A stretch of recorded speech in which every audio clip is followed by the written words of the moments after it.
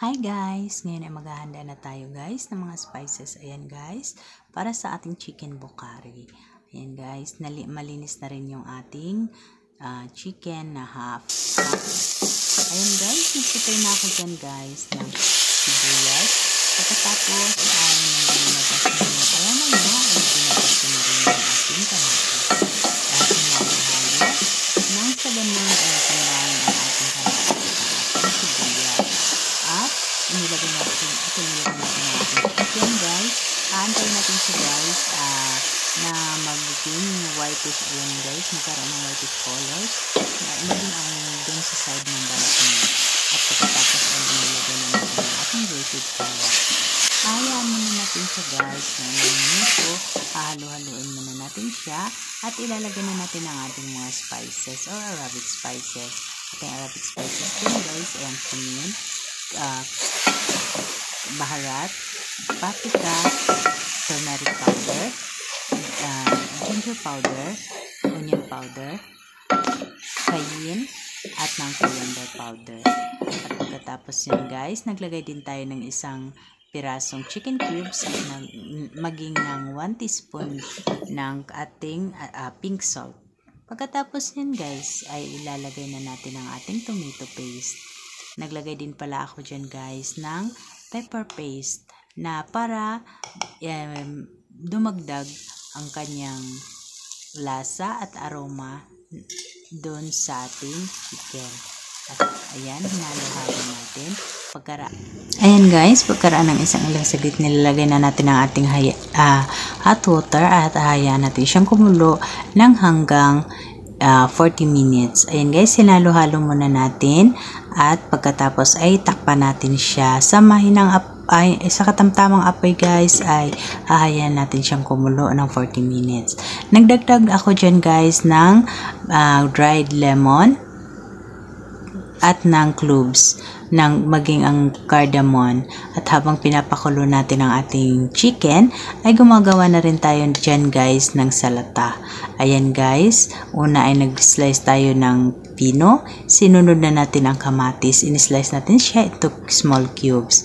At pagkaraan ng ilang saglit guys ay maghihiwa na rin tayo guys ng ayan na yung ating kamatis at ang pipino at maghihiwa na rin tayo ng lettuce. Ayan yung lettuce natin guys at hihiwain lang natin siya ng maliliit at ilalagay natin dun sa ating salata. Ayan. Usually guys, marami naman kasing lettuce guys dito sa amo ko. Ganyan kasi yung mga main na pangsalata nila guys. Yung iba naman ay bagdonis or parsley ang ginagamit nila, pero dito sa amin ay ginagamit namin ay lettuce or romaine. Pagkatapos yun guys, i-slice natin at i-slice natin pa siya ng maliliit at ilang saglit lang ay hahayaan natin siya na lagyan ng bagdonis. So ayan yung parsley na guys na ihahalo din kasi gusto din ni madam na lagyan ng parsley para masarap daw yung salata namin.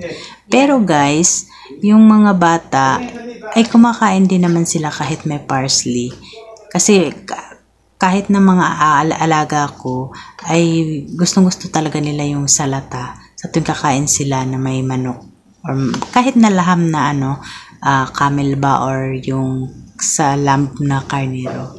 At ilang saglit lang guys ay ayan, dadagdagan na pala natin siya guys ng lemon at ng asin. At pagkatapos niyan ay hahalo-haluin natin. At ilang saglit lang guys, napansin ko parang may kulang dun sa salata ko. Yun pala guys, ay hindi ko pala na-prepare yung aking carrots. Kasi guys, lalagayan ko pa siya ng grated carrots. Kaya, nung pagkatapos kong maglagay ng lemon, ay natakpan ko na ng cling wrap. Saka ko lang nalagay yung ating carrots. At dito namang banda guys, ay pagkatapos ng kumulo ng chicken ay inilagay na natin siya sa baking tray. At nakahanda na yun ang ating malinis na bigas para lagyan na ng sabaw dun sa ating bukhari na pinakuluan kanina. Ayan guys, at hahalo-haluin natin.